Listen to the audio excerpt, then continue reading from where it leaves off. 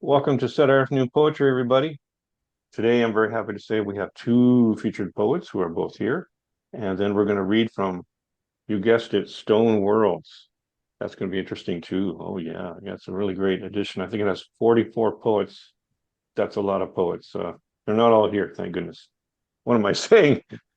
But I'm very happy to introduce first. The first featured poet is Megha Sood, and she's going to take over right now. Thank you so much, Don. Uh, Thank you so much for giving me the space to talk about my latest poetry collection, which is Language of the Wound is Love. Uh, if I can just talk about the book in like just one sentence, it's about all the wounds which is inflicted on the humanities. Maybe it's because of sexual or gender-based discrimination or war or immigration or refugee crisis, or because of the isolation we felt during the pandemic or the toxic political effect of the country on its people. Every wound needs healing through love. Hence the title, Language of the Wound is Love. So the book has 55 poems. It is divided into 5 sections. And each section focuses on one particular issue. And the fifth section in the book, it's called Brotherhood, and it ties the book together. That's like, we need empathy and compassion in this world to understand what the world is going through. Not everyone is going through the same thing, but we need to have that. And that's why I have the quote in the book from Plato. It says, "Be kind, for everyone you meet is fighting a harder battle." So, without taking any further time, I'm going to start reading my first poem, which is the pre poem of the book, which starts even before the sections. And it's an ode to the poetry. And it's called Poem and Its Hunger. Poem and Its Hunger. Do you even realize how the body reclaims itself, like the dried scar from its time of birth? You only realize its presence when you see it. Hunger reeks from your soul. And like water from a mother's hair wrung after a bath, it brings out scented memories of something pure and sublime. We all enter a poem, knowing its hunger, and emerge stripped naked of our emotions. There is always a death standing at the end of the sentence. Not every enjambment gives meaning. Some lines are meant to be left orphaned, like the day they found an old crumpled picture of my bombed city in my wallet. We all enter a poem, knowing its hunger, like a night, feverishly trying to find its salvation in the open mouth of the bloody dawn. And thank you. The next poem is called Deciphering the Madness, and it was aired on WNYC Studio, which is a local radio station here in New York. And this was being accepted during the National Poetry Month during the pandemic. Deciphering the Madness. I ask the night feverishly, as it rests on the caligenous back of time, like a thick rope going through the wide open mouth of a blind wall, rubbing against it, leaving marks on its existence, like a divine mark on the forehead after kneeling before exalted gods countless times. I ask myself, is it ever going to be all right again? Thinking, as I take a second glance at the empty streets of my house, longing for the clickety clack of footsteps warming its thick cobbled skin. There is a method to this madness that I used to discover. Every morning, looking outside my window, counting hurried whispers of crowds as they move towards the station like a mass exodus. Now I long for those sights. I normally abhorred the state of normalcy of what it was before, as the light sheepishly makes its way through thin wooden slats of my bedroom window. Is it ever going to be all right again? The pinging sound of the garbage truck backing up in an alley, soft paws scratching as they dig through dirt in the almost bald spot of the park, joggers clad in sweaty bodies heaving to take in another sliver of breath. Is it ever going to be all right again? I look at tiny finches weaving a nest in the oak tree outside my apartment as they decipher this reigning madness, carefree weaving home for their future self. I say to myself, It is indeed going to be all right again. Thank you. As a literary activist, I always write poems which calls about the social issues. And this was a poem written out of rage. And it's based on the complete abortion ban, which is mentioned in the Project 2025 manifesto. And it's called They Have Plans for Us. Oh, yes, they have plans for us. Oh, yes, the one that they have hammered down to the last line, the manifesto, word after word, line after line, pages after pages, mapping the curves of our bodies, silhouettes of our desires, dipped in the thick black inks of subjugation. Yes, they have plans for us, boxing all the mortal things bejeweled with life plans, trinkets and bling, underlining their adoration for us, their unfettered love, passion, their soft, caring being. Yes, they have plans for us, stripping bare our tongues with hands tied at our backs, wombs scraped clean, as pristine and demure as they want us to be, with their stories of success etched in our spines for kingdoms to come.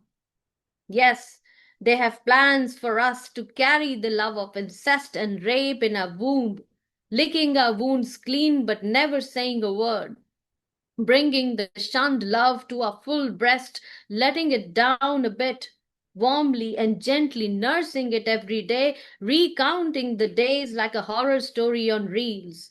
Yes, they have plans for us, till our thick blood trickles down the murky lanes of a dark, empty parking lot for their sheer pleasure, a sluice of broken dreams and desires carrying our strangled future.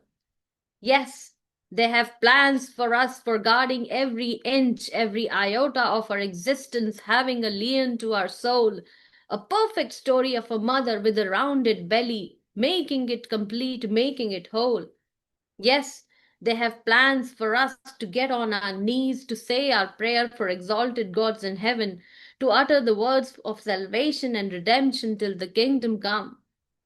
Yes, they have plans for us to carry the blood stories in our sacred womb and not to utter a single word, to hold the bitter truth on the edge of our teeth while licking razor blades without spilling a word.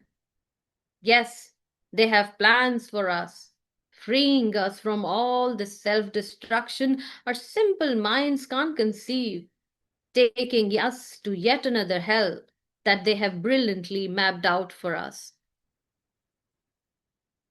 Thank you. Yeah, the as I said, it was written out of rage. Uh, the next one is called The Beautiful Death Around Us, and it's based on an invasive species, the lanternfly, which emerged in the summer of 2022 in the eastern part of the United States. So this was an invasive species, and it was beautiful in its appearance. And the message which we were being told is to kill us if you see it. And as a human being and as a mother, it was very difficult for me to make it understand to my son and to myself how to kill a living being like this. And here's the poem: The Beautiful Death Around Us. I have been taught by my granny to always help an animal in need, even an insect, a monarch with broken wings fluttering in the shining mud, shining bravely in the pricity of the city, stopping us in our tracks. I hold it gently in the center of my tender palms like an infant, cuddling its existence with all my warmth and tend to its broken wings till it can fly. One day, a small breasted warbler crashed against the blinding windows of my high rise and fell on the balcony. Death is a shining thing. It draws you in like a Pied Piper, a shining penny half covered in a roll of hay. I tend to its broken wings and wait feverishly for it to open its eyes. Numerous tales of kindness and humility come back to me, rushing, when sometimes kindness becomes a stranger to me. These days are strange. The year is strange. Death and dying have been given a new name. The normal have been anointed again. And yet again, There is an invasive species as beautiful as a dream in the thicket of the night with its spotted wings and a fiery abdomen, a spotted lanternfly. And the message that it brings for us is when you see it, kill it. What a terrible act of survival. It's either them or us. The existence is beautiful yet so devastating. Sometimes I feel how much kindness is left inside this withering soul of mine that can kill a living being with all my might. Thank you. I have just two more poems to go. The next is called Trails of Kindness. And it talks about the ancestry, it talks about the message of empathy and kindness, which we all dearly deserve in these troubling times. Trails of Kindness. I count the years as I walk past the trees lining my courtyard, counting them one by one neatly on my supple fingers. The mighty oak has weathered worse and stillness sparrows. The jasmine tree, whose flower-laden shoots smile through their fragrant arms, waves me goodbyes. Their warm presence deeply carried by the northern winds. Even with the slight opening in my kitchen window, they can make their presence felt. What more to this life than to count the joys and blessings in the crawling lines of my mint plant that is growing and spilling joys in all directions? The new tender leaves of basil, twinkling and shining through the sliver of sunlight. Warm, supple hands of my succulents holding water as kindness in their thick leaves remind me of the frail hands of my granny, combing my hair and making trails of kindness, reminding me always that kindness is a necessary gesture of acceptance, like the puny sapling breaking through the crumbling earth as it finds hope and grows through pain. And I'm going to close my reading. Thank you, everyone. I'm going to close my reading with the poem, which is called Brotherhood. And it starts with an epigraph by Martin Luther King Jr. We must live together as brothers or perish together as fools. Brotherhood. We are all broken, crumbled, rounded again, made from the same clay, caked and baked in the same unforgiving oven. We all have cracks in us from where the light gets in, frayed at the border, pulling apart at seams, peeling off and breaking down into pieces of our miseries. We are all the same, living under the same ashen, cloudless sky and blue moon in its reverie, breathing the same air, swooning over the same melody of the soul, crooning our necks to the same broken chords. In unison we roll. We all are the same, laughing and cracking up with welled up eyes and bruises we endure, getting stabbed by the same knife and bloodied by the same bullet. Caste, creed, or religion doesn't seem to discriminate or beg to differ. We are all the same heartbeats, sliced and splintered into a million pieces, and the same God we worship, holding books with different verses. We are all the same from within, laughing at our scars with abject profundity. We are brothers and sisters, and together we shall live. Thank you, everyone, for listening. Free to unmute and give thanks for the existence of Megha Sood. What a great set of poems. Thank you. Thank you. Those are amazing. I mean, the way you transfer your anger and rage into just such good poetry, and it just slams, but it also opens. Yeah, your poetry is so brave. I'm just blown. Yeah, blown and grateful. Very moving, Megan. Beautiful, beautiful work. Thank you for sharing. And Megha, can you tell people how to get your book? Yeah, I'm going to post the link to the book in the chat. And I can also post a link to my link tree, which takes you to all the other books which I have and all the socials, just in case if you're interested in reaching out to me. Hold on. Thank you. All right, Jill, I hope you're feeling tense, man, because your time is here. Our second featured poet, Joe Ken. Crazy Candy. $90,000 in a beat-up case. Upstate downing bourbon in a beat-up bar. Salty sweat is beating, pouring down my face. Crazy Candy's coming in a beat-up car. Won't be too much longer, we'll be far from this place. Somewhere nice and calm where no one wants to kill me. Staring into Crazy Candy's pretty face. Peace, delight, euphoria, and warmness. Fill me. Noon, now Candy's outside. She's been on a bender. Honking, laughing, whooping, making lots of noise. So I grabbed a case and tipped the old bartender. There, right near that chair, there's two of Vinny's boys. Knuckles in my mouth, a shotgun in my face. Brooklyn accent. Yo, we know you stole from Vinny. Falling to the floor, I dropped a beat-up case. Spitting blood, I mutter, stinking goddamn guinea. Door flies open, Candy's inside, blasting a gun. Vinny's boys go down. There's blood across the ceiling. Candy laughs and says that killing him was fun. Licks my ear and says how horny she's been feeling. Holding up the case, I tell her, this is it. Running for the car, now Candy's at the wheel. Wait, she yells and grabs the case and kisses it. Hits the gas and laughs as tires loudly squeal. Won't be too much longer, we'll be far from this place. Somewhere nice and calm where no one wants to kill me. Staring into Crazy Candy's pretty face. Peace, delight, euphoria, and warmness fill me. Siren wailing, Candy tosses me her gun. Cop car gaining, Candy saying, aim for his head. Laughing at me, she says, shoot him or we're done. Stick my head out. Aim. I shoot his tire instead. Cop car swerves off road as Candy hits the gas. Candy laughs. His tire? You think we're playing footsie? Winking. You're an ass. You won't be getting ass. You're a pussy, so you won't be getting pussy.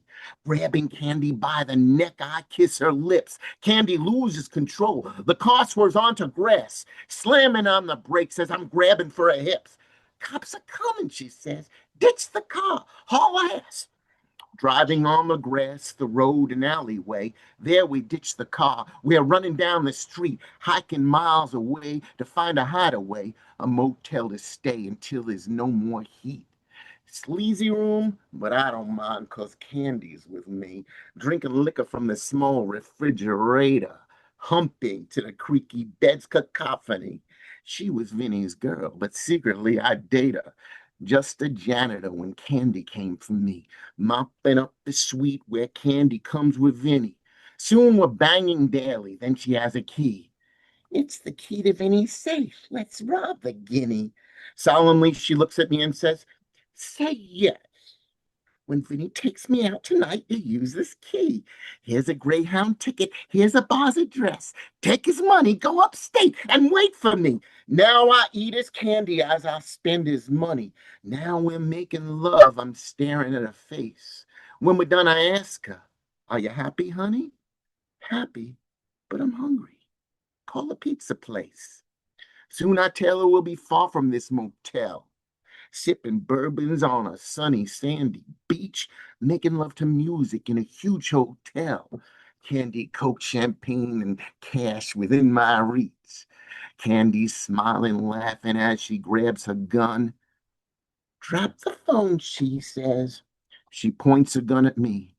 Sorry, one of us is weak, and you're the one.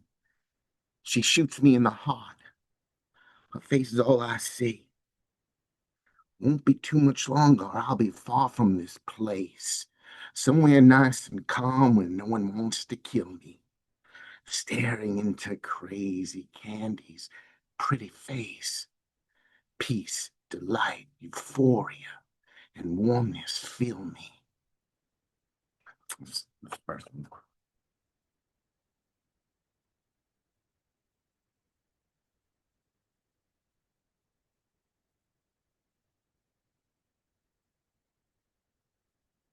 This one's vanished.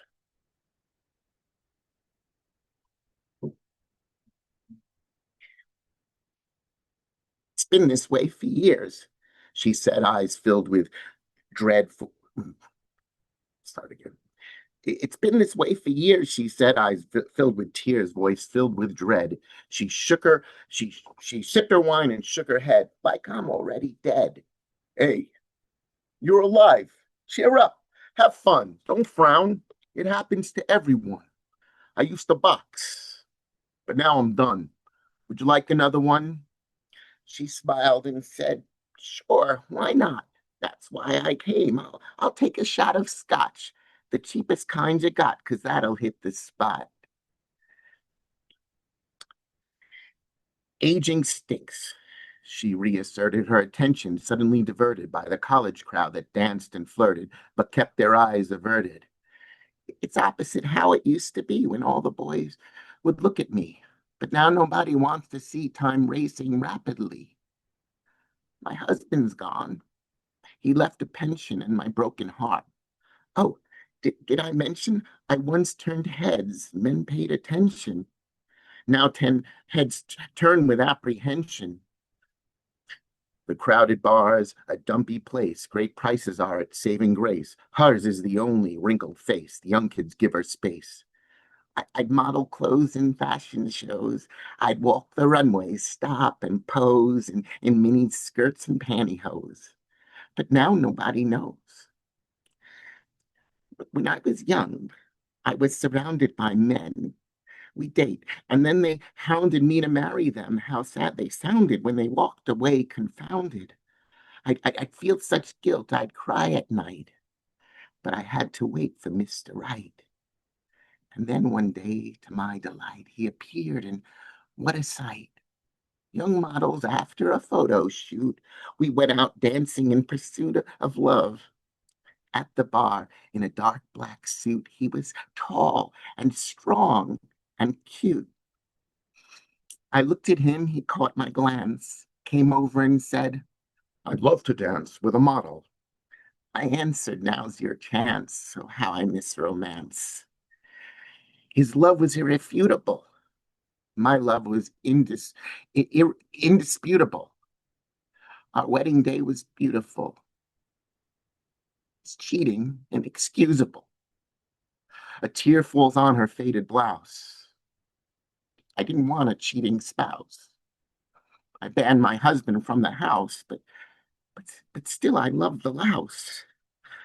I could have been with any guy, but I chose him. I don't know why.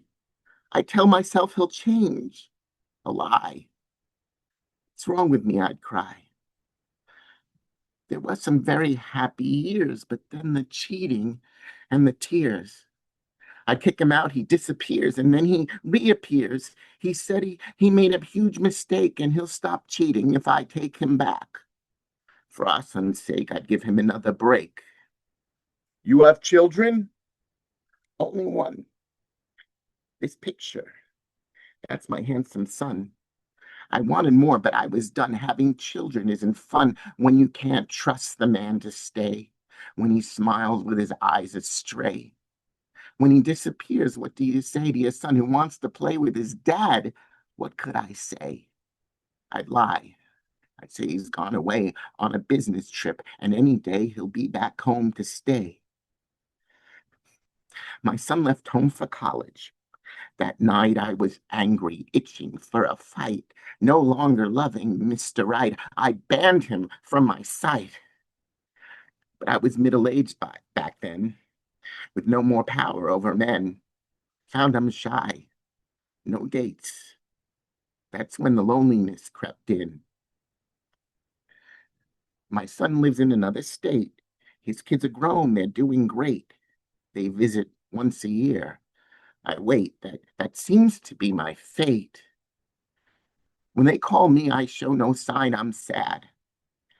I say I'm doing fine. They have their lives, I have mine. I never, ever whine. I just grow older year by year.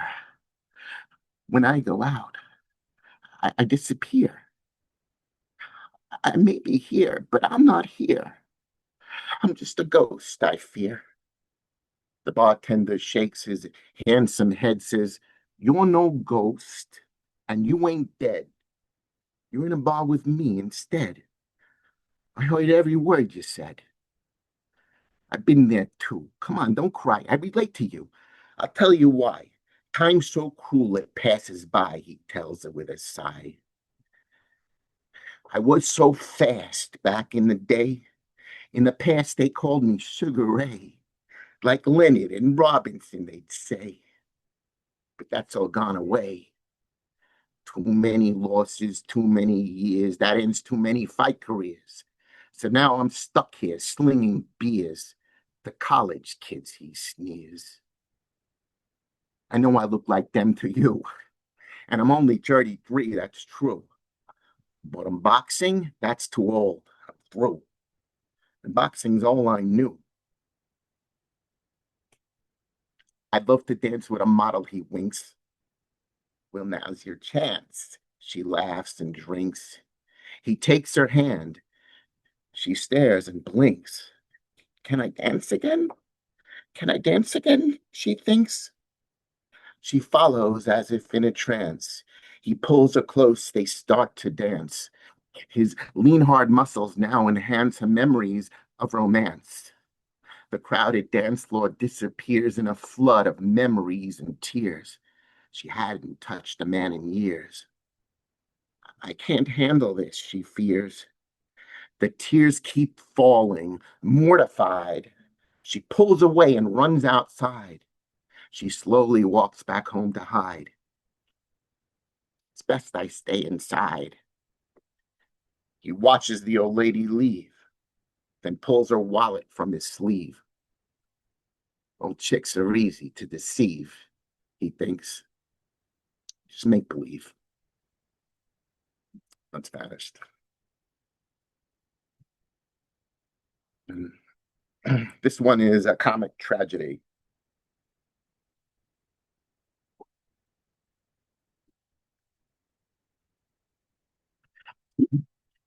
"I need to sleep. There's too much pain. I fell in love with Lois Lane. I tried to tell her how I feel, but Lois loves the Man of Steel, and I know that I can't compete with Superman. He can't be beat. There's nothing I can do or say." He takes a hand, they fly away. I met her at the comic shop. One look, I thought my heart would stop. So beautiful, I had to stare. Her deep blue eyes, her long blue hair.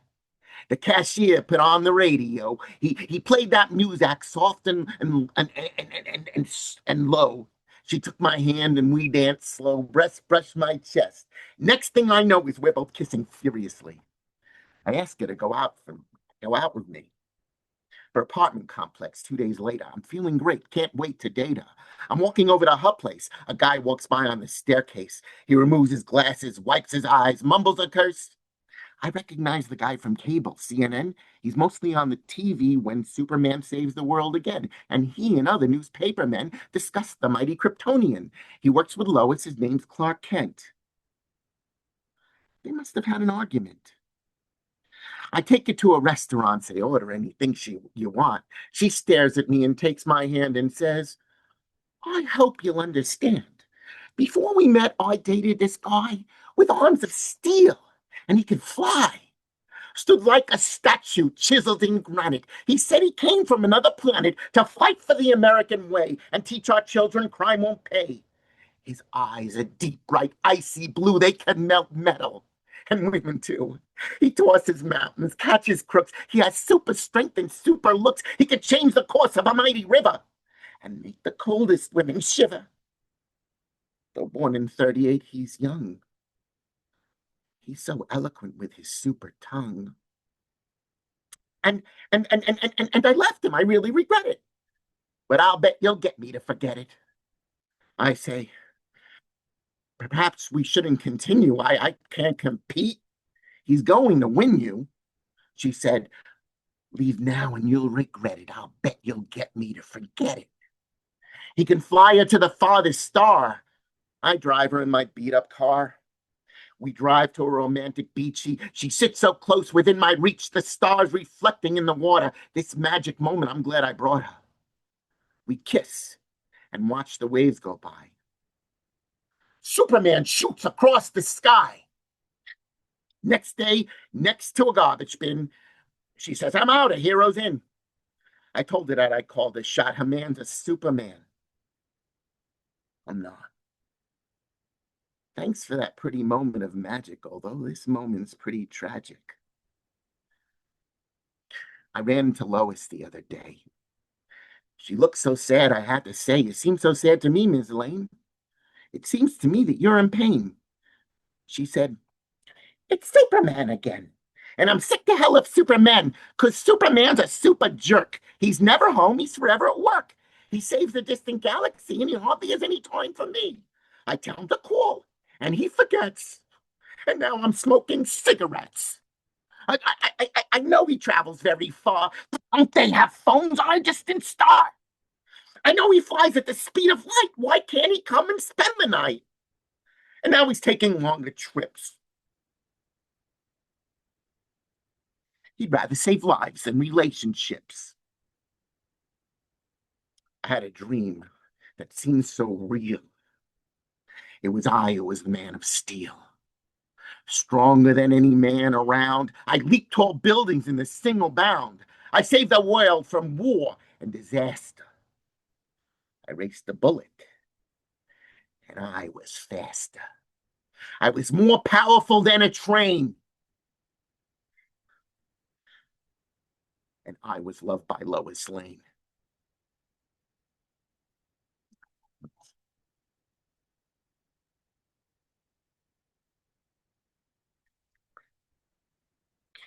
I was thinking of doing one more, but it's a little long. Should I not do it, or? I was thinking of doing. What do you say, people? This old Billy's money. That's a yes. That's it.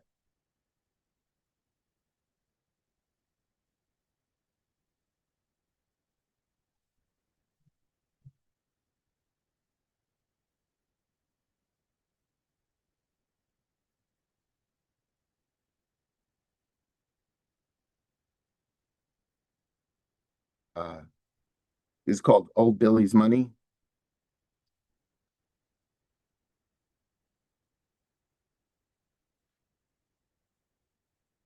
The river was flowing, the winter winds blowing, the twilight was splashing the clouds like dark blood. I loaded my rifle real quiet and careful and crouched on my knees by some trees in the mud. I knelt by the river, caressing the trigger in time with the water, caressing the shore, cold metal caressing, cold feelings depressing. Susanna, I'll never caress anymore. The shadows were merging, the sunlight submerging, a whippoorwill wailing away in the trees.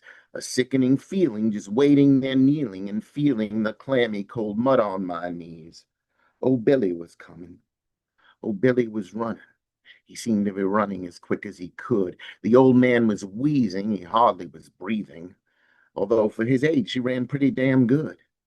Been years since I'd seen him, this broken old Cajun. The closer he got, the more rotten to reek. I stood and surprised him. Oh, how I despised him. I pointed my gun, then I started to speak. Now listen, old Billy. You owe me blood money, you sorry old coon ass. I'm sorry to say your life ain't worth nothing. Your money's worth something. You're going to pay, or you're going to pay. I dreamed a long time that you'd pay for your crime. While locked up in prison, I heard what you did. Now go get your money. You're going to pay me. You buried Susanna Drum, kitty, our kid. He stared and he smiled, his eyes blazing and wild, just laughing at death as if life were a joke. Then suddenly sneering, eyes angry and tearing, and shaking his fist in my face as he spoke. So who said I killed her? Don't pull the damn trigger and dare me to hell where I'm going to go. I'll tell you the story. You shoot, you'll be sorry. I'm innocent, Joe. If you listen, you'll know. I'll teach you a lesson, and no, I won't listen. You listen, old Billy. You pay me or die. See, Kate was my daughter. You dropped in the water, the tears on a grave or the waves that passed by. What tears? He was mumbling and grunting and grumbling and grinning, displaying his broken brown teeth. How much is Kate worth? Our blood blended by birth. My money's as green as a funeral wreath. You evil buffoon, you damn oil tycoon. You laugh as if murdering infants is funny. You vicious disgrace, I should blow off your face. I'll kill you now, Bill, and forget your damn money. Forget my damn money. That wouldn't be easy, 'cause, Joe, we both know there's so much to forget. You get satisfaction, no business transaction. You kill me, that's something we both may regret. Joe, put down your weapon. You'll hear how it happened. That's right. Set it down, and I'll tell you a tale. I'll kill you, old Billy. No, Joe, you won't kill me. You'd rather be rich than be rotting in jail. Susanna, my daughter, you chased her. You caught her. But, Joe, we both know you were after my wealth. You used her, abused her, depressed her, confused her. You gave her a daughter and ruined her health. You wed her and left her a child. You left her for whoring and drinking. You went far astray.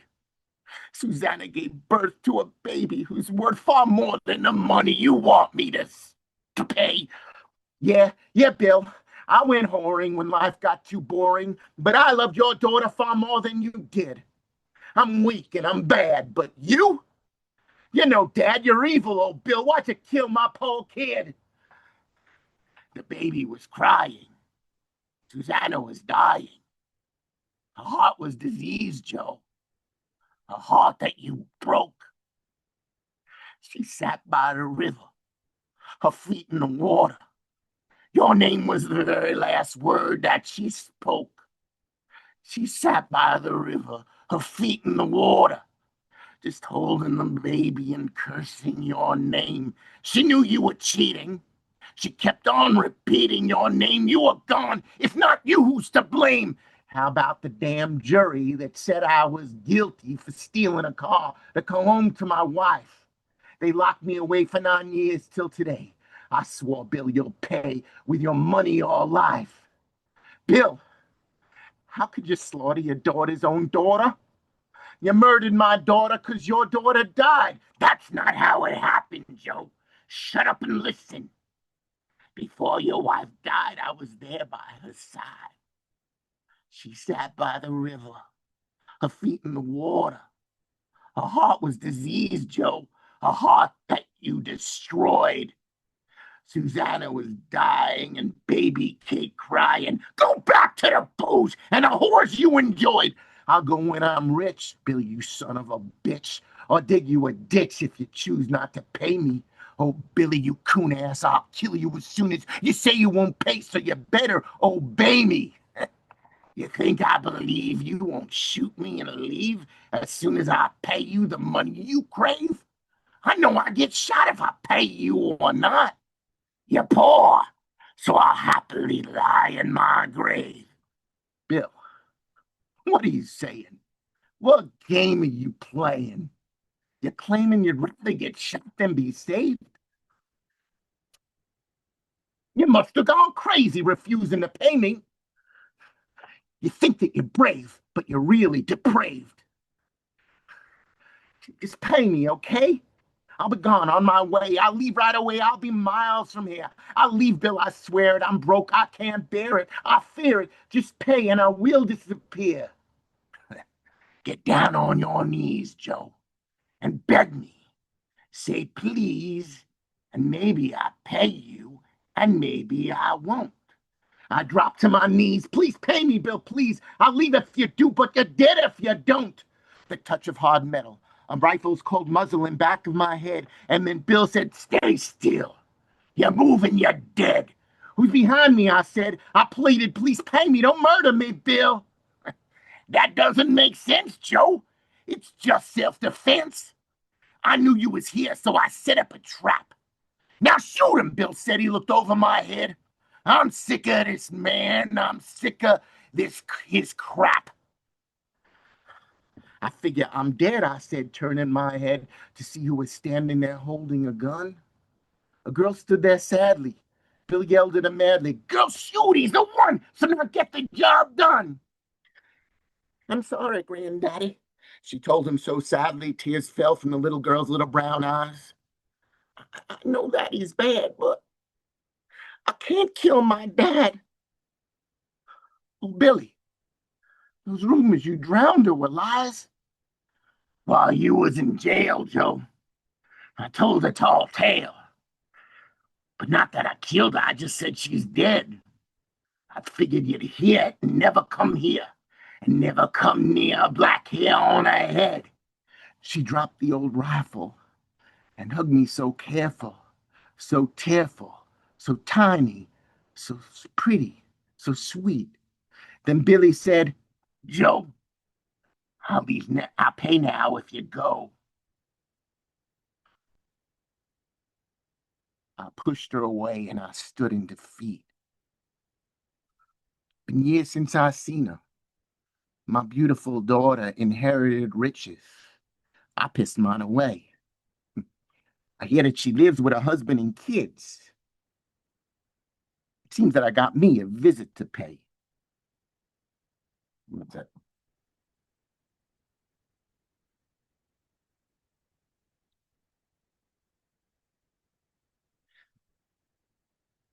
Thank you.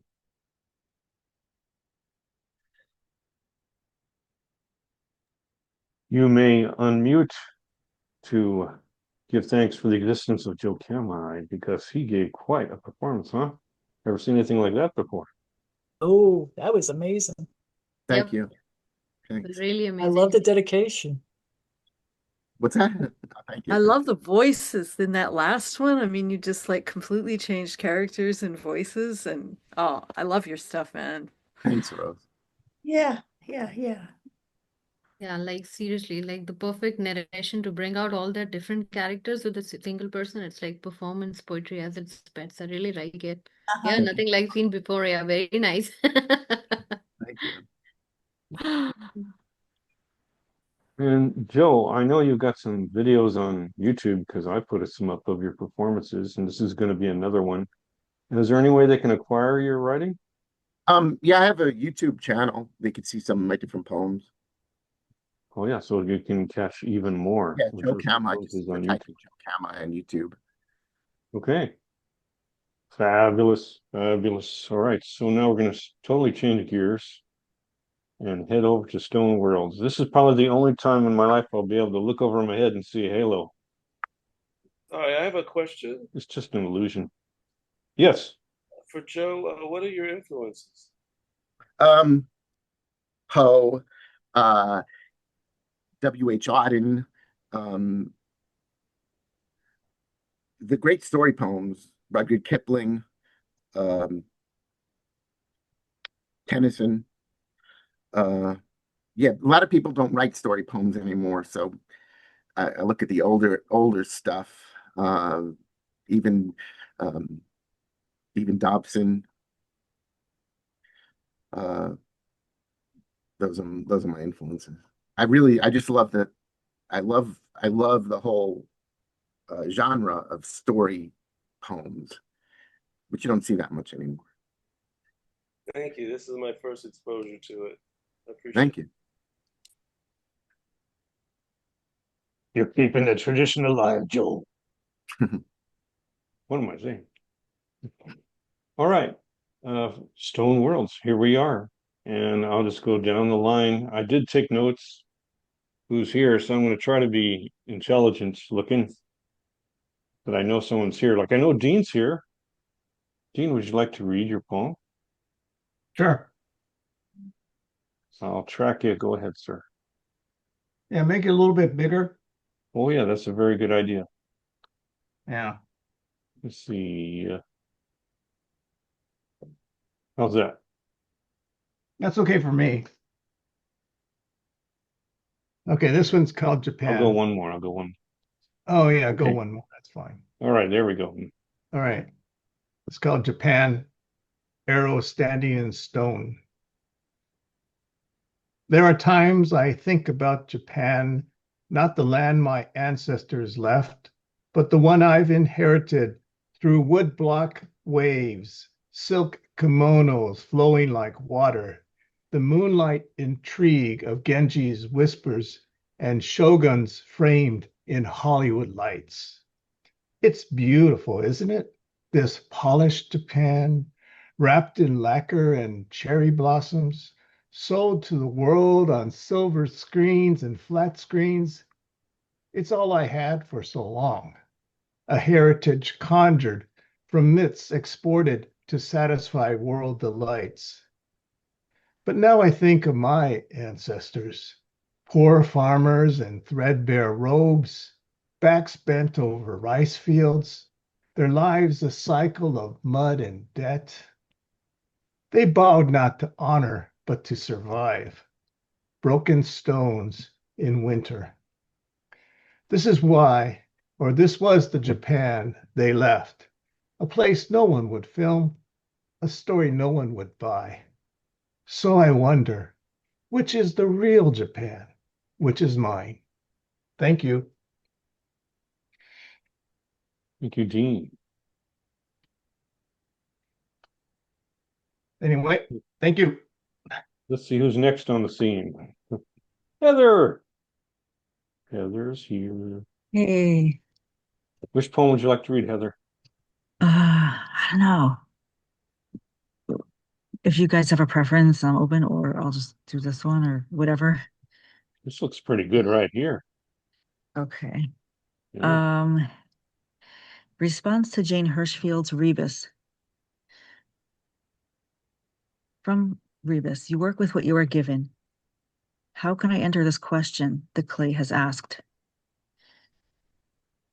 Like Jane, I answered the call of the clay. I molded and worked with everything. Clay of regret, clay of grief, clay of gratitude. They all called me. When given sugar, I sweetened. Given salt, grew salty. I became my choices, shaped them, escape one to land with another. That is the thing about clay. It is slippery, treacherous. You need to watch it to make sure it dries in the shape you left it in. I rushed to mold clay before it dried. Year on year, I couldn't part with clay I misshaped. Once dry, clay needs to be broken again and wetted to be reshaped. Why do I think it is less painful for the clay than for me? I prefer to break the clay. This is how I answer the question the clay has asked. Oh, yeah. Thank you, Heather. That's really good. Fabulous. You could read more of her poetry on Stone Worlds. Okay. According to my calculations, RA's here. Hello. Dust of ages. It used to be a rock for the world. Walking roads of stone to uphold and guide, strong under their feet and faiths. They climbed up mountains of boulders to envision heaven and enlightenment. Met the sea with tides of pebbles, softly speaking wisdom from the depths. Built homes and halls to meet joy, celebrate, feast, worship, consecrate. Then came the wounded, carrying and breeding generations of pain and rage. Unleashed upon lush, peaceful land, green harmony bombed to blood and bone and dust, which covers roads and graves but cannot hide evil for long, filled with poisons and charred children, where nothing can grow again, whispering vanished stories of togetherness into the wind. Where mountains once stood are only mass graves of hope and humanity. The wounded killed their promised land, stones now turned to dust. It used to be a rock for the world. Okay, that's the best use of minerals so far. Let's see. Gia's here. I am here. Which poem would you like to read, Gia? I'll do the first one. Okay. stones in her pockets. Did Virginia Woolf caress each stone before she put them into her pockets, building towards killing herself? How long has she watched the river outside her window? Did each rock's weight, haunting, heaviness represent emotions? Graveyard on the other, outside of a bedroom window, twisted branches nodding her hand. Writing no longer made her feel less mad. Colors of stones, same as her childhood joy, skipping across Lady of the Lake, laughter, trauma. Rocks across water, they need to be flat and light. Hopscotch rocks, round and heavy, just like the one she stole from her sister. She stole her sister's boyfriend too, along with a couple of best friends. A daughter who carried heavy gray rocks, sinking her into murky bottom, color gray of her mother's gravestone, whispering wounds, winds never heal, sacred wings no longer fly through black fog metaphors. Did she collect stones for years, a game with herself, lining them across the ledge, light catching inner colors, streaming shadow ghosts, beckoning her to play, river nymph muses kissing her into oblivion? I pick up a rock and place it in my pocket, wondering if she would have chosen it, bury it next to my pelvic bone, floating away from her words, a stream of constant consciousness. How many stones in Virginia Woolf's pockets did it take to drown her?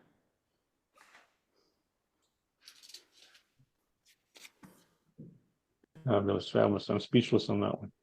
Thank you. Mark, are you up there? No. It was a different spelling. Antoinette is here.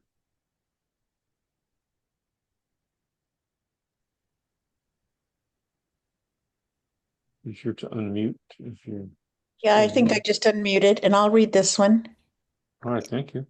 Appetites, emotional satiety, reactionary avoidance, dismissal of a lifetime of pain, turn to satiated contentment. Fake fulfillment, burped and bloated, ventilated wails follow the night. Stuff it in, puff it out, where taste and swallow seek more and more harnessed pleasures, tools of the tongue. I need do nothing save ingest sunlight on the empty beach. Sounds of surfs ride in and out. White crested waves cover grief hidden caves, cream beneath my collarbone. Knee joints in a twisted baguette. Popcorn nestled in the small of my back, splintered, polished black obsidian relief from a stone heart. Wow, that is so marvelously tactile. I just enjoyed every line. Fabulous poem. See, I know Ellen's here. Hi, everyone. Good to hear everyone. So I guess I read the first one or something. Well, It's hard to. when it comes to haiku, I like haiku in threes. Is that okay? Oh, sure. Is that okay? Yeah. Thank you. Thank you. Okay. Um, so disappointed. The world turned sorry. The world turned inward. What do people want from me? Will they just go now? When we could laugh. The world was giggly, remembering a past time when all was luscious. Instruments of life. The world loves music, a major inspiration. Humans sing along. Thanks, everyone. Thanks. Yeah, thank you, Ellen. And this is just a small sampling of Ellen's poetry. Definitely hunt it down if you can find it on the internet, and you will. Thank you. And thanks, Don, for all you do. This is such a nice community and wonderful that you're doing this. And so, for such a long period. Thanks again, everybody. Thank you. It feeds my poetryholism. Yeah. All right. Tammy, I know you're here, and it's nice to meet you. Hi. Life is a gem. Is that a marble in your back pocket, or is it a small stone? It's tough to tell the difference between objects that are roughly the same size when the world decides if the value of a physical property reflects what it's worth. Wait and watch as judgment rises and falls like a heavy sigh. Every pocket is stuffed with things to keep, carry, or fling into the wind or water, harsher and deeper than a heavy sigh. The world won't wait in gentle silence for you to choose between something shiny or something sharp. But marble is a type of stone. We can't pretend it isn't buried in the sand at the edge of a dune or in the corner of an unmarked spot overgrown with grass. Every stone isn't a toy marble to toss. And of all the one I've read, this has got to be the best combination of prose and poetry I've seen in a long time. So really good work, Tammy. Thank you.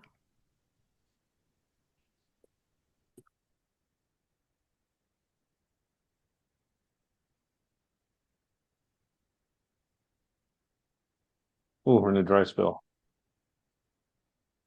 Oh, yeah. Great poets all. But they're not here.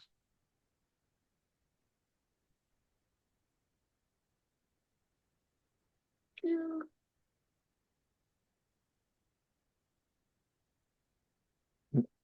I'm getting scroll sick. Oh, oh my God. This is, oh, Joe. No, yes, Joe. No, it's another Joe. We got three Joes. There we go. Marieta saved me. Marieta. Well, I'll read the second one. Okay, you got Poem it. for Miss Stone. The second poem.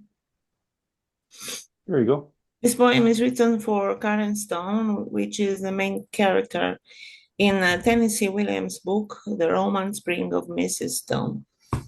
So, poem for Mrs. Stone. Once more, she donned the guise of Juliet. In her mind, life unfurls as an endless thread of fabricated occurrences, a mask of mortality for the fading, a void where one retreats to ponder. Courage to love has always eluded her, and now it may be too late. Is happiness truly a prerequisite for existence?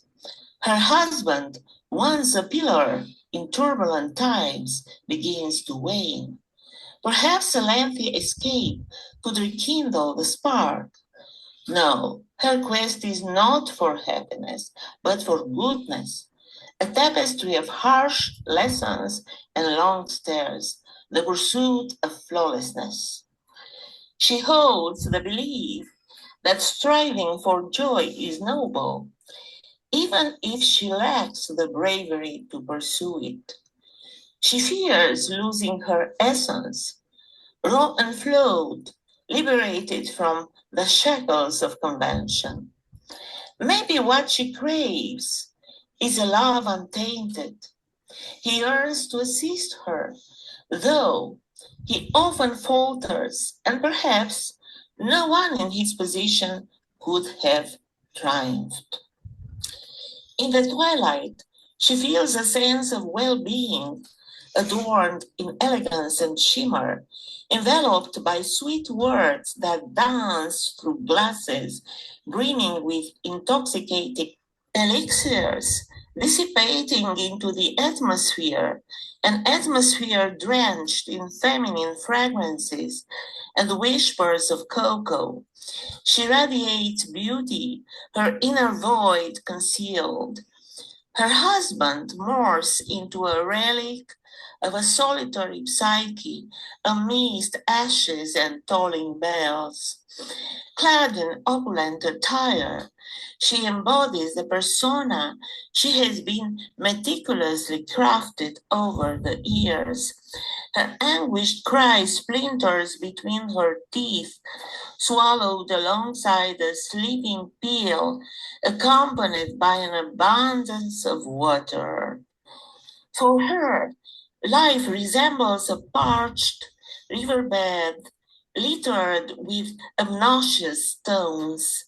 She aspires to transcend her identity as a woman, yearning for an unattainable love that promises radical transformation or a surrender to death's embrace. Thank you. Marieta, that was read so near perfectly. I thought it was recording. That's how well you read that. Really good. I mean, even in the microphone was sounded a little bit like a recording. I don't know how. Did anybody else pick up on that? That was just well done. Well done. So well done. You know, out of the corner of my fifth eye. Thank you very much. Yeah, out of the corner of my fifth eye, I noticed Jackie's here now. Is that right? Yes, I am. Sorry I'm late. Okay. But I can, wow. I don't have to read right away. Okay, you answered my question telepathically. Thank you. All right, I'll go down a bit. And we won't forget you because I made a list. All right. All right, let's see who's next.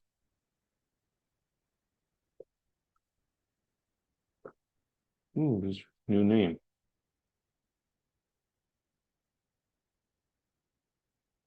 Oh, he's featuring tomorrow, Montessori.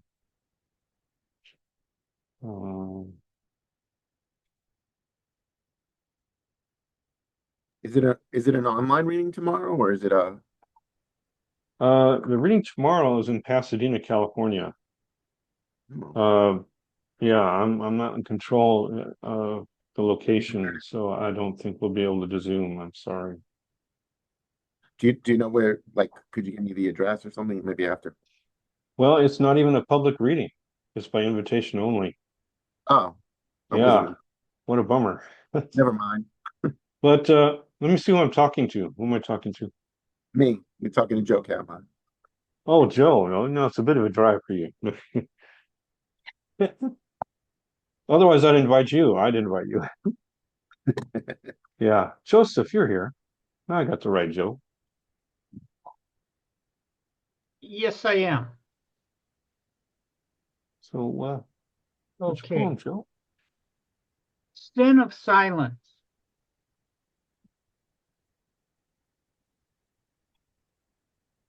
The night Donald Trump became president, I walked to an Ethiopian pizza parlor in San Diego. Streetlights made the road appear as if it rained. The traffic signal turned red as I reached the parlor door, giving the crimson brick building an angry look. Inside, I sat by a large window. As I waited, I studied the restaurant's Roman-style arches and a mural of an African sunset. Above it, a television broadcasted the news. While I ate, I glanced at two elderly ladies wearing traditional Ethiopian dresses. They cried as a newswoman gloated over Trump's winning. I considered consoling them, but my mind centered around the inadequate language of funerals. I can't know how you feel, but I hope it helps to know someone cares. Therefore, I committed the sin of silence, and when they left, their sadness was unforgettable. It followed me everywhere, to ball games, picnics, the beach. It traveled with me to the Aran Islands off the west coast of Ireland. It rained on the morning when I arrived, and the foggy white-capped sea added to my melancholy. I felt it as I rode the ferry from the main island to Inishmore, where I hired a guide driving a horse-drawn cart. A retired merchant marine, he drove his buggy around the island. He stopped at the rusted hull of a ship grounded on the rocks. In 42, the Nazis ran it ashore, he said, knocking his pipe against the dashboard of the cart. Up the hill and to the left, he stopped by a church. He said, the British blew it to bits. Cromwell thought he could enslave us, but we got the last laugh. Down the lane, he stopped and said, they still farm that place over there, the old way, by hand. Then he spit downward as he drove and continued to talk about his horses. Pointing at the white horse, he said, I call the male Blackie, and the other, her name is Not So. He had shortened it from Not So Black. She was a roan, and both were Belgian draft horses. Blackie is the lazy one, he said, and to prove his point, he clucked, up, up. Not So is the worker, and he slapped her rump with his whip. That is how the early morning went, as we passed by sheep pens and patches of potatoes. The guide told me nothing else about the island, as he coddled Blackie and lashed Not So. After the tour, I went into a pastry shop. Afterwards, I walked to the pier, sat on a concrete bench, and watched the cloud cover break apart. I felt far away from the immediate future as the sun warmed the day and made the white caps sparkle. I watched the ships sailing the trade routes, and it seemed that it was almost possible to believe the past slept in a rusted hull of a freighter or a disemboweled church. Surrounded by the music of the waves rocking the moored ships, the melody of their creaking chains, I almost believed in my country, except for the memory of those two women crying. Thank you. Wow, Joe, fantastic poem. And I want to apologize for my finger slipping at one point there. No problem. I was trying to do two things at once, check that everybody was muted and bring the poem down. Never do that again. Well, here's a poet I've been eagerly anticipating, Laura Daniels. You're here?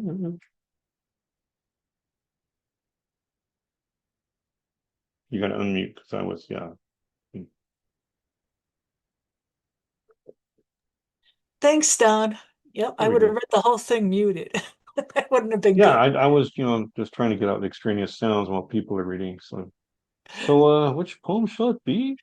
There we go. Metaphysical flows through. Gray, silver speckled stone, reflecting shadow and light, excavated from the waters of Casco Bay along Shore Avenue in Peaks Island, Maine. Land only accessible by boat. Carn Beach accessible on foot. Spotlighting Whitehead Passage.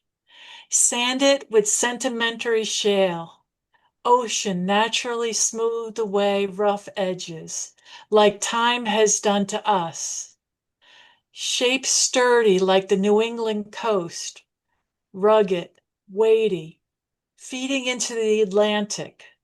We, an aged family of 3, are like stones tossed upon the beach to be stacked, knocked down, reformed, and pointed in different directions like a compass. A wayfinder navigating us to a place of healing, absorbing cues from stars, sun, and ocean swells, navigating challenges, guiding introspection, self-awareness, understanding values and goals, finding purpose in a single stone that acts like a mirror, reflecting wholeness, its voice echoing, longing to journey towards regaining sacred comfort by time traveling toward surfacing souls. Wow. Thanks. Great job, Laura. This poem is emotionally vivid. It really is. I It's got actually both. I actually have the stone.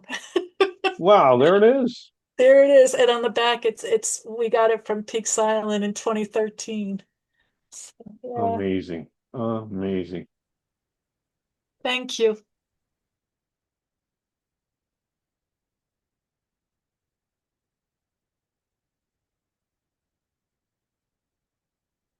Chaluki.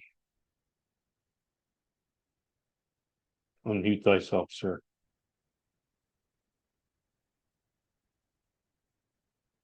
You gotta unmute, Chaluki.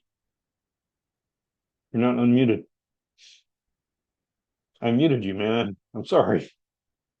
Hey, There we go. okay. Thanks for giving me a second chance, Kingfisher. That's the title of my poem. In the second year of Franklin Roosevelt's presidency, I was born in Oklahoma City, the second born to Lawrence and Wilma Stillwell. My older sister, Dolores, was born 4 years before me at the beginning of the Great Depression.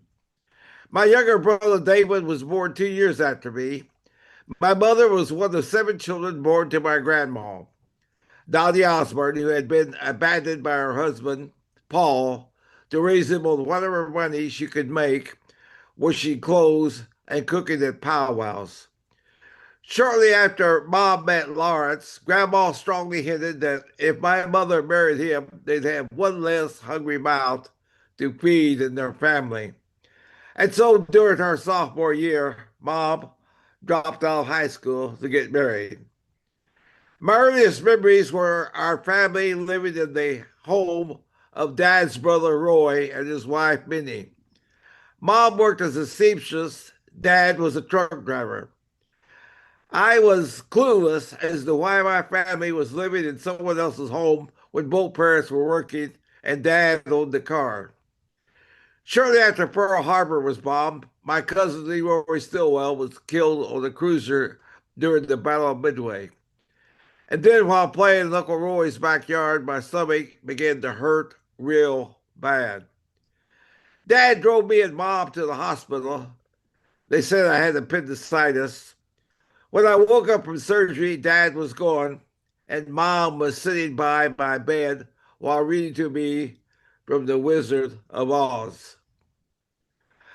I didn't see Dad again until I was 15 when he picked up David and me to go to our grandfather Stillwell's funeral.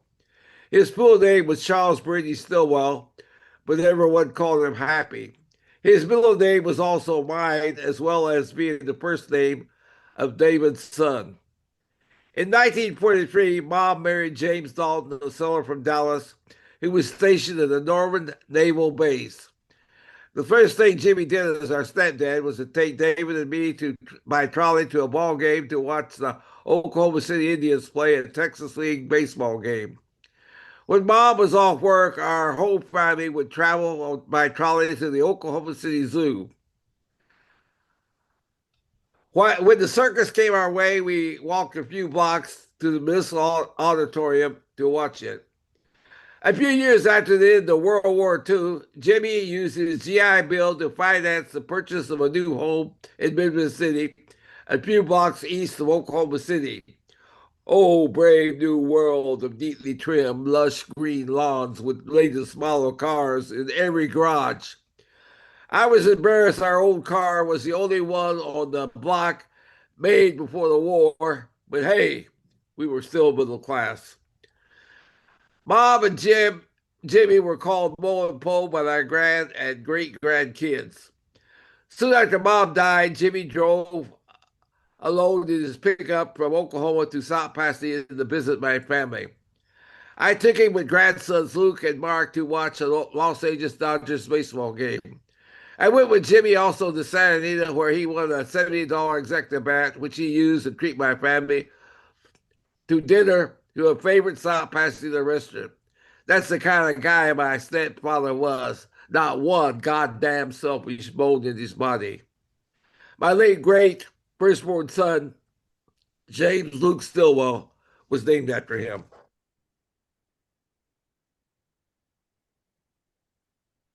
Should all autobiographies be this good? Great job, Teluki. Hey, Robert. I am eager to hear your process. Good evening. I'm Robert Fleming. I'm a digital artist. So these are some digital art works that I edited from photographs of several of the Rocky Mountains in Colorado. The first one is created with a filter called Tracer, which turns your image between black and white. So Don, will you scroll down a little bit? Thank you. Do what? Will you scroll down to show the Oh, next scroll down. image? That's Yeah, no I problem. was thinking of blowing it up, but Oh, okay, if you want to do that, that'd be great too. yeah, I was trying to figure that out, but we better go with this sensational image. Go ahead, sir. Okay. The second one is created with a filter called Heat Wave, which typically creates these colors, blue and pinkish orange. And then the last one is created with a filter called voxel art, which makes your image look like Lego. So Don, Yeah. why don't you maximize the last one? Oh, I hope I can maximize and come back though. That's what I'm afraid of, honestly. But visit the website. Click on these photos. They get even larger. They really do. So please do Thank that. you, Don. And Thank you, Robert. somebody in the chat said the last photo looks like Minecraft, and I agree. Yeah, it's quite a filter. Wow, that is amazing. All right, Connie's a visual artist as well. Those are some very authentic photos. A new publishee.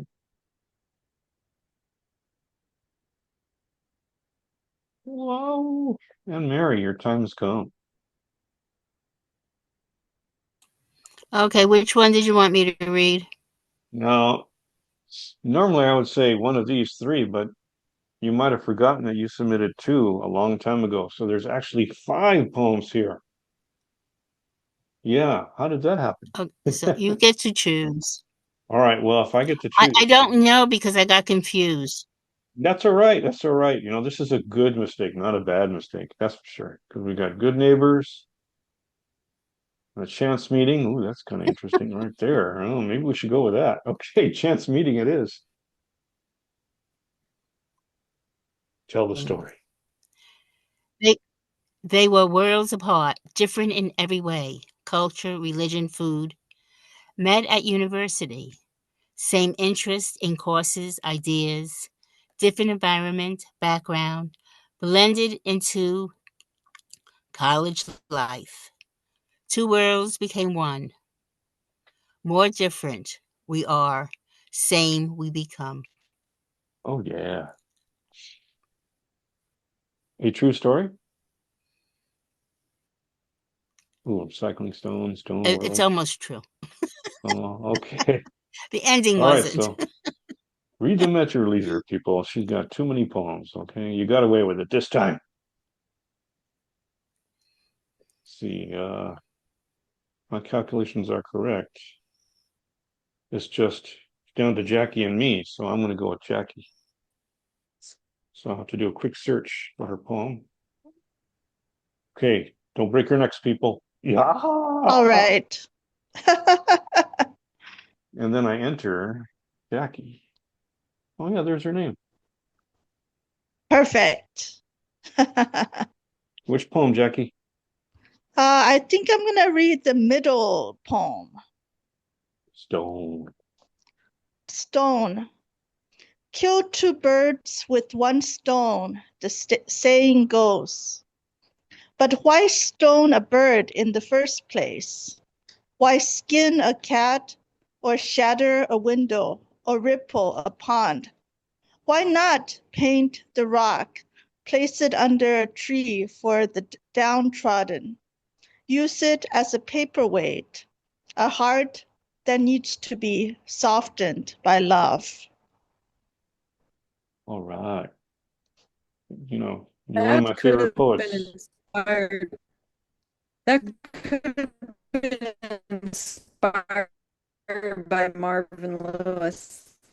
I can't hear you, Yeah, you're Rose. breaking up, Ari. But we could see the smiles. She loves your poetry, Jackie, and so do I. Oh, thank you, I said that Rose. could have been inspired. No, it could have been inspired by Marvin Lewis Dorothy. Oh, yes. Sort of had that feel. I could go back and read that again. Yes. All right. I missed that. It is time for the last poet. You must be punished by one. There we go. Okay. I love to sniff the world. I put my nose to the ground. There I have found the odors I seek in my day's existence. I need to whiff the concrete, looking for traces of you where you last did pee. I usually detect you around clumps of grass smelling much like what came out.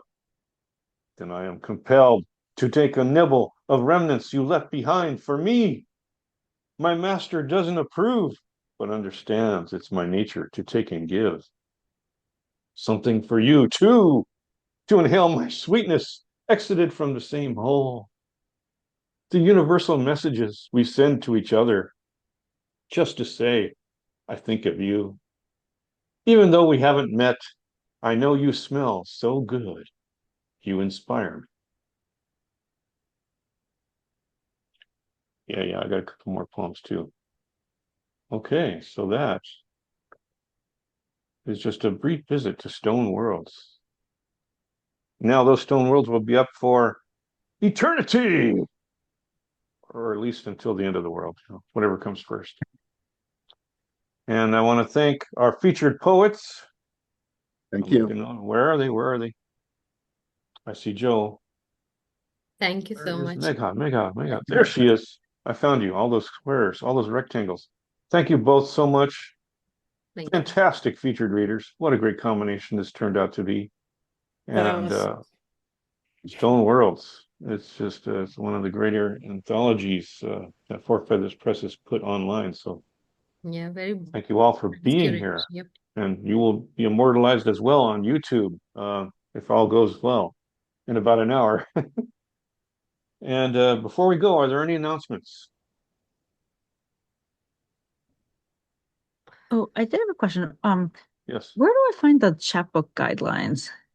Oh, okay. I'll say it again. Yeah, Ari was asking that, and she was kind of breaking up when she was asking. It's really, I try to keep it as simple as possible because, it really is choosing the best one. So it's a case where you just email 20 poems to me. You can put them in the body of the email or Word attachment or even a PDF if you make me want to really work. I know. And so if yours is chosen, I'll be publishing it for you, right? At no cost to you. 25 copies. And so at that point, I'd be asking things like, are there any special requests, formatting, this kind of thing, a title, bio, all that jazz. Mm-hmm. So that's how it works. Maybe I'll cough up 20 poems. The deadline is June 28th. That's just a week away. I got to put up a notice on Facebook. Oh my God. And then, of course, you'll get to feature with that chapbook the next online reading, which is going to be that last Saturday in July. Last Saturday in July, because we're switching formats. The online reading is going to be no longer on third Saturdays. It's going to be on fourth Saturdays now, the online reading. That's already reflected on our calendar on Saturday Afternoon Poetry's blogspot. And the in-person readings are going to be moving from the fourth Saturday to the third Saturday beginning in July, simply because that's the availability from the library. I tried to sign up for the next 2 months and it was all third Saturday. So I thought, this is a sign. Better switch it and keep it that way. So less confusion. So that's why the change. All right. Don, can I let people know that I'm going to be one of your featured poets on October 25th? Yes. So we got that right, So come on out. Yeah. You're far away. Yeah. Yeah, it's a little far away, But yeah, as the fall approaches, It'll be here before we know it. it'll be here before we know it. It Yes. will. What's it now? It's almost July already. What on earth? Hope we all get to July safely. But in the meanwhile, if you're interested, and this is a tall, request, but if you're interested, you can make a donation to California Poets in the Schools. That's the fundraiser we're having tomorrow on Sunday at 4 o'clock. And if you are interested in supporting this organization, they bring poets into schools so that the kids can enjoy themselves for once, okay. It's a And very good organization. It's a great it's been around for 61 years. And so we're making a push because I'm on the board now. We're making a push to, get more money into Southern California, right? It's a Northern California based organization. So that it's hard to get the money to go south. So I figured maybe the best thing to do is let's do a fundraiser here, the money will be here. And then I can give it to the schools to get the poets into the schools, right? That might be a more direct route. Yeah. Can you drop a link on your Facebook page, Don? So, well, I was going to say this. It's really easy to get to it. You just go to cpits.org. That's CPITS.org. And you can donate whatever you can. Any amount is helpful. It really is. Don, are you going up to the writer and teacher Symposium. conference? The Yeah. symposium. They call it symposium now. It used to be conference. Oh, I couldn't remember what the name of it Yeah. was. Oh, before that, what did we call it way back when? I don't remember now. But it had another name. But I'll definitely be there. I feel deep responsibility Yay, I'm as a going to do board my member to be there. erasure workshop. Yeah, you're going to do it there.